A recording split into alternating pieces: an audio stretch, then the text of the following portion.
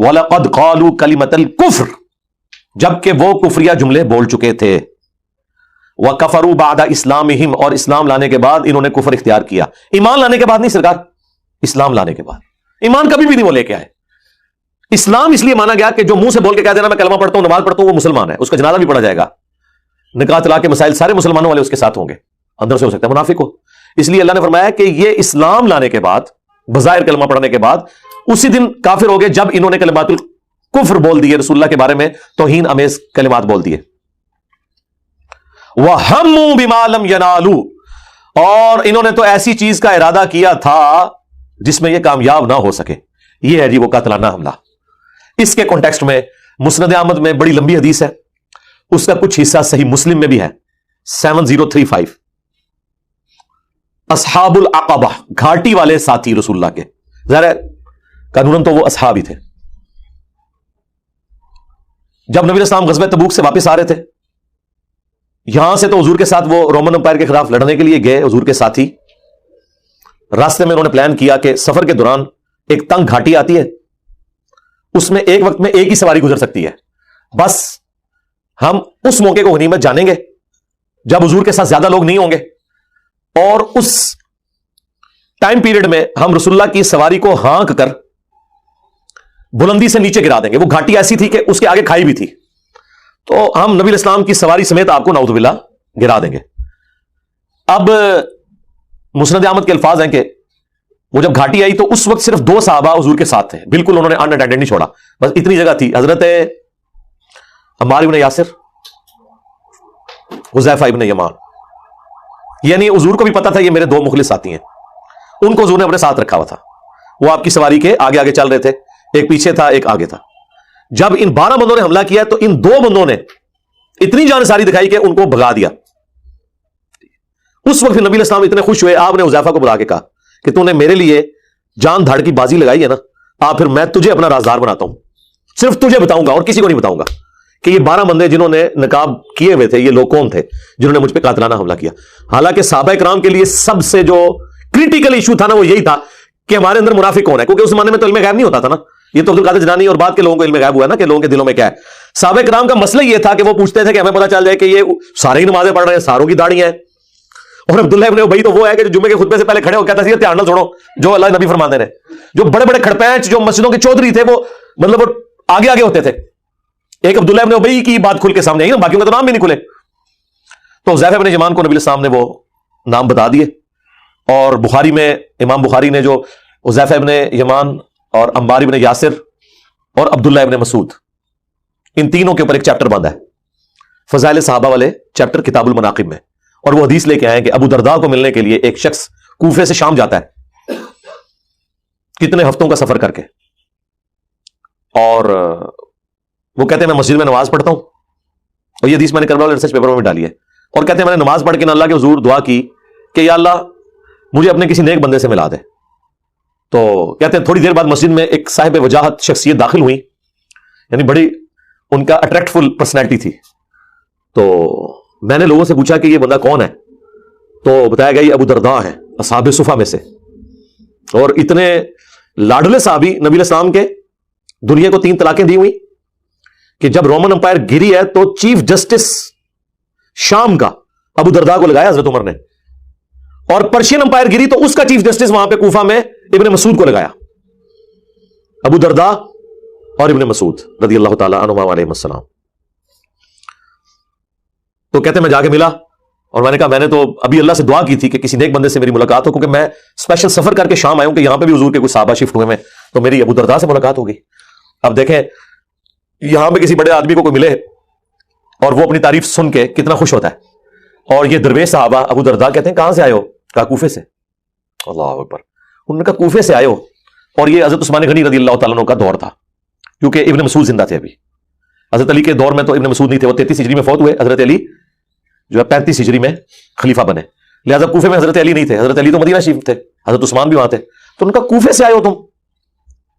کیا کوفے میں وہ شخص موجود نہیں ہے کہ جس کی زبان کو اللہ کے نبی نے شیطان سے محفوظ قرار دے دیا ہے؟ عمار بن یاسر ان کا تھے. ان کا کیا رسول اللہ کے رازداروں میں سے ایک رازدار جو حضور کے ایسے راز جانتا ہے کہ جو اور کسی کو نہیں پتا، وہ شخصیت کوفے میں موجود نہیں تھی؟ حذیفہ ابن یمان ان کا تھے. پھر انہوں نے کہا کہ صاحب النعلین، سفر و حضر میں حضور کی جوتیاں اٹھانے والا خوش نصیب ابن مسعود، کیا وہ کوفے میں نہیں تھے؟ ان کا تھے. تو انہوں نے کہا جب یہ تین لوگ موجود تھے تو تم شام میں کیا کرنے آئے ہو میرے پاس؟ حالانکہ ابو درداء کا بھی کوئی لیول کم نہیں تھا، لیکن صحابہ اتنے ڈاؤن ٹو ارتھ تھے کہ وہ اپنے سے جو اپنے لیول کے یا اپنے سے جو لائق لوگ تھے ان کا ریگارڈ کرتے تھے. تو وہ بخاری میں الفاظ ہیں کہ ایسا شخص جس کے پاس رسول اللہ کا راز ہے.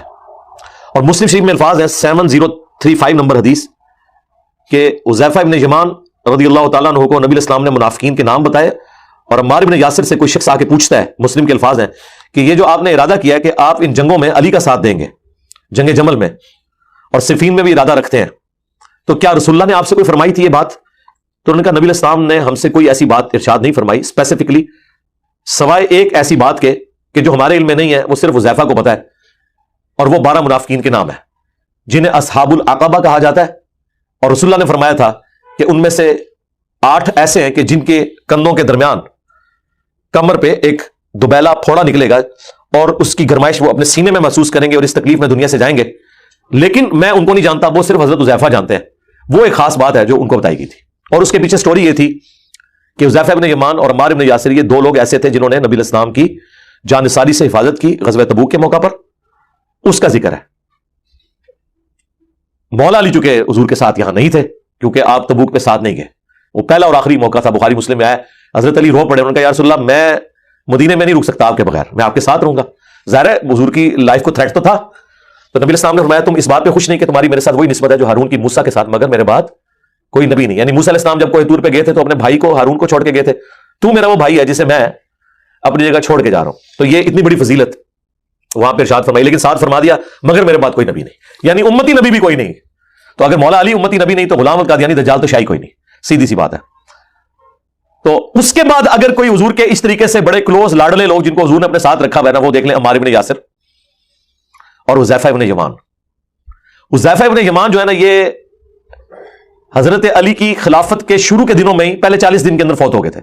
انہوں نے صرف شروع کے دن پائے ہیں، لیکن انہوں نے مرتے ہوئے اپنے بیٹے کو وصیت کی تھی کہ میرے مرنے کے بعد جب تم فتنے دیکھو، اور فتنوں کی جتنی حدیثیں ہیں وہ بھی حضرت حذیفہ ابن یمان نے روایت کی ہوئی ہیں، آپ کو پتہ ہے جو بخاری مسلم میں حدیث ہے کہ حذیفہ ابن یمان کہتے ہیں کہ لوگ تو حضور سے اور سوالات کرتے تھے، میں فتنوں کے بارے میں ہمیشہ پوچھا کرتا تھا، اس لیے نہیں کہ مجھے کوئی چسکا تھا، کوئی ویلاگ بنانا تھا، نہیں، اس لیے کہ میں ان فتنوں میں مبتلا نہ ہو جاؤں. یہاں پہ لوگ وہ دجال اور یاجوج ماجوج کے اوپر ویلاگز بنا رہے ہوتے ہیں اور لوگوں کو بتا رہے ہوتے ہیں، ان کو کوئی لینا دینا نہیں، میں صرف ایک بات کرنی ہے، وہ دجال آئے گا تو پتہ لگے گا کہ کیڑا بزرگاں دا مننے والا سب تو بڑے بزرگ دجال نہ لگ جائے گا، اور کون قرآن حدیث کا ماننے والا اس دجال کو پہچان لے گا. تو حذیفہ ابن یمان کہتے ہیں کہ میں حضور سے فتنوں کے بارے میں پوچھتا تھا. بخاری مسلم کے الفاظ ہیں کہ ایک دفعہ حضرت عمر اپنے دور خلافت میں حذیفہ کے پاس آئے، وہ اپنے شاگردوں میں بیٹھے ہوئے تھے، اور حذیفہ سے کہا کہ ذرا مجھے فتنوں سے متعلق وہ حدیث سناؤ نا تم. یعنی حضرت عمر بھی فتنوں والی حدیث حذیفہ سے سن رہے ہیں. تو حضرت حذیفہ کہتے ہیں کہ امیر المومنین کون سے فتنے والی؟ ان کا وہ جو بڑا فتنہ آئے گا. تو حضرت حذیفہ نے کہا کہ اے امیر المومنین آپ کو تو اس فتنے سے کوئی خطرہ نہیں ہے. اب یہ کوڈ ورڈز میں باتیں ہو رہی ہیں اور بات باقی اسٹوڈنٹس بھی سن رہے ہیں، صرف حضرت عمر کو پتا ہے کہ وہ کس لینگویج میں بات کر رہے ہیں اور حضرت حذیفہ کو. تو حضرت عمر نے کہا نہیں وہ والا فتنہ جو سمندر کی موجوں کی طرح آئے گا. تو انہوں نے کہا امیر المومنین آپ کو تو اس فتنے سے خطرہ ہی نہیں ہے. تو فتنہ شروع اس وقت ہوگا کہ جب نبی اسلام نے فرمایا کہ میری امت اور فتنوں کے درمیان ایک دروازہ ہے، جب اسے توڑ دیا جائے گا تو اس کے بعد فتنے شروع ہو جائیں گے. اتنی حدیث حضرت حذیفہ نے بیان کی، حضرت عمر وہاں سے چلے گئے. اب وہ ساتھی پوچھنے لگے کہ حضرت یہ آپ کیا کوڈ ورڈز میں باتیں کر رہے ہیں، کون سا فتنہ، کون سا دروازہ؟ پھر حضرت عمر نے یہ پوچھا کہ وہ دروازہ کھولا جائے گا یا توڑا جائے گا؟ انہوں نے کہا جی وہ دروازہ توڑا جائے گا، وہ کھلے گا نہیں، نیچرل نہیں ہوگا، اسے کوئی توڑے گا. تو جب وہ چلے گئے تو پھر حضرت عمر کے جانے کے بعد باقیوں نے کہا یہ آپ جو آپس میں راز و نیاز کی باتیں کر رہے ہیں ہمیں بھی بتائیں کوئی. انہوں نے کہا کہ وہ دروازہ حضرت عمر خود ہیں، اور وہ مجھ سے زیادہ اس بات کو جانتے ہیں کہ جب حضرت عمر کو قتل کیا جائے گا تو امت پہ فتنے شروع ہو جائیں گے. تو یہ حدیث بھی حضرت حذیفہ روایت کر رہے ہیں. اور وہ جو حدیث ہے نا مسند احمد کی کہ جب تک اللہ چاہے گا میرا وجود رہے گا، پھر اللہ تعالیٰ مجھے اٹھا لے گا، پھر خلافت علی منہاج النبوہ ہوگی، اس کے بعد پھر کاٹ کھانے والی ملوکیت شروع ہو جائے گی، پھر جابر حکمران، اور جس کو ڈاکٹر صاحب کہتے تھے ملکن عابن، اپنے دشمنوں کو کاٹنے والی. اس حدیث کے راوی بھی حذیفہ ابن یمان ہے. نعمان ابن بشیر کہتے ہیں کہ مجھے حذیفہ ابن یمان نے یہ حدیث سنائی تھی کہ خلافت کے بعد کاٹ کھانے والی ملوکیت شروع ہو جائے گی، یعنی وہ خلافت راشدہ سیدنا ابوبکر، عمر، عثمان، علی اور حسن ابن علی کے بعد۔ تو یہ حذیفہ ابن یمان کا یہ ٹریک ریکارڈ ہے۔ تو یہ حضرت علی کی خلافت کے شروع کے دنوں میں جو ہمیں صحابہ پہ حالات زندگی پہ کتابیں ملتی ہیں، یہ 40 دن کے اندر فوت ہو چکے تھے۔ اسود الغابہ کتاب ہے الصحابہ، امام ابن اثیر کی کتاب کی شرح ابن حجر اسقلانی نے لکھی ہے۔ ان کا ایک بیٹا تھا محمد بن حذیفہ، اس کو انہوں نے نصیحت کی تھی کہ میرے بعد اب فتنوں کا ایشو شروع ہونے والا ہے بڑے لیول پہ، تو انہوں نے کہا ابا جی نصیحت، ان کا نصیحت ہے کہ علی کے ساتھ رہنا۔ اس لیے دیکھیں ناسبی جب کتابیں لکھتے ہیں نا، ہمارے جیلم سے بھی وہ خبیث فیض عالم صدیقی، اس نے محمد بن حذیفہ کو، حضرت حذیفہ بن یمان کی بڑی توہین کی ہوئی ہے کہ یہ فتنہ کار ہے اصل میں، کیونکہ حذیفہ ابن یمان کا جو بیٹا تھا محمد، وہ کلیئر کٹ لوگوں کو بتاتا تھا کہ میرا باپ رازدار رسول ہے اور میرے باپ نے مجھے کہا ہے کہ جب فتنے ہونا تو علی کے ساتھ رہنا ہے۔ ٹھیک ہے، اب آپ دیکھ لیں کہ علی کے مخالفین کس درجے پہ لائی کرتے ہیں کہ جب رازدار رسول اپنے بیٹے کو یہ کہہ رہا ہے کہ جب فتنے آئیں گے نا، تو جس نے سب سے زیادہ حضور کی بات سنی ہوئی ہے نا، یعنی میں نے فتنوں کے بارے میں، تو بچنے کا ذریعہ ایک ہے کہ حضرت علی کے ساتھ رہنا ہے ہر معاملے میں۔ وہ جو حاکم حدیث ہے کہ نبی علیہ السلام نے فرمایا کہ علی اور قرآن ساتھ ساتھ رہیں گے یہاں تک کہ حوض کوثر پہ آ کے مجھے ملیں گے قیامت تک۔ تو یہ ساری حدیثیں اس کے ساتھ جڑی ہوئی ہیں، چونکہ یہ رسول اللہ پہ قاتلانہ حملے کے حوالے سے بات تھی۔ نبی علیہ السلام پہ اس کے علاوہ بھی قاتلانہ حملے ہوئے، ہجرت کی رات ہوا اسی طریقے سے۔ ایک دفعہ بخاری مسلم میں آتا ہے، نبی علیہ السلام ایک درخت کے نیچے آرام فرماتے، تو ایک عرابی نے وہ تلوار آپ کی پکڑ لی تھی کہ تمہیں مجھ سے کون بچائے گا؟ نبی علیہ السلام نے کہا کہ اللہ بچائے گا، تو اس کے ہاتھ سے وہ تلوار گر گئی اور بعد میں وہ مسلمان بھی ہو گیا۔ اس قسم کے اور کئی واقعات ہیں، کچھ جینون ہیں، کچھ بنائے ہوئے لوگوں نے، کچھ غالی رافضیوں نے بنا دیے کہ رسول اللہ کو زہر دیا تھا۔ بخاری میں آتا ہے حدیث لدود، وہ دوائی ٹپکائی گئی تھی، یہ کہتے ہیں زہر دے دیا، تو میں نے اس کا بھی جواب دیا تھا۔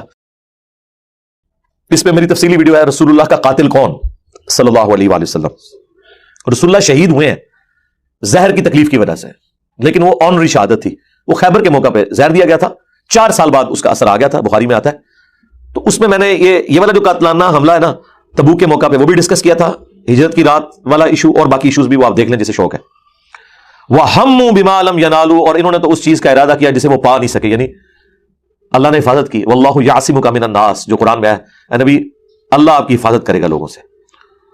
وَمَا نَقَمُوا إِلَّا أَنْ أَغْنَاهُمُ اللَّهُ وَرَسُولُهُ مِنْ فَضْلِهِ، کیا انہیں یہی برا لگا نا کہ اللہ اور اس کے رسول نے اپنے فضل سے انہیں غنی کر دیا؟ یہ ویسے ٹونٹ کے طور پہ بات ہو رہی ہے کہ انہیں یہی بات بری لگی کہ ان کے ساتھ اس نے سلوک کیوں ہو رہا ہے، اتنے احسان فراموش ہیں۔ نبی علیہ السلام مال غنیمت میں بھی انہیں حصہ دیتے تھے، حالانکہ نبی علیہ السلام کو اندازہ تو تھا کہ کتنے پکے مومن ہیں، لیکن حضور کوشش کرتے تھے تالیف قلب کے لیے شاید پلٹ آئیں۔ تو اللہ تعالیٰ فرما رہا ہے کہ یہ اللہ اور اس کے رسول کے دیے ہوئے ٹکڑے کھا رہے ہو، اس کا رزلٹ تم نے یہ نکالا نمک حرامی کے لیے کہ تم بجائے وفاداری کرنے کے لیے سامنے آتے تم نمک حرامی پہ اتر آئے ہو، یہی تمہیں برا لگا کہ تمہیں اللہ اور اس کے رسول نے اپنے فضل سے غنی کر دیا۔ وَإِن يَتُوبُوا يَكُ خَيْرًا لَّهُمْ، اگر وہ توبہ کر لیں تو یہی ان کے حق میں بہتر ہوگا۔ ابھی بھی انہیں ڈھیل دی جا رہی ہے کہ ابھی بھی پلٹ آؤ۔ وَإِن يَتَوَلَّوْا، اور اگر وہ گردانی کریں گے، يُعَذِّبْهُمُ اللَّهُ عَذَابًا أَلِيمًا، تو اللہ تعالیٰ انہیں دردناک عذاب دے گا، فی الدنیا والآخرہ، دنیا میں بھی اور آخرت کی زندگی میں بھی۔ وَمَا لَهُمْ فِي الْأَرْضِ مِنْ وَلِيٍّ وَلَا نَصِيرٍ، اور پھر اس روئے زمین پہ نہ کوئی ان کا دوست ہوگا، نہ کوئی مددگار اور پشت پناہ، اگر اللہ نے فیصلہ کر لیا کہ انہیں ذلیل کرے گا، اور اللہ نے ذلیل کیا انہیں، منہ چھپاتے پھرتے تھے پھر۔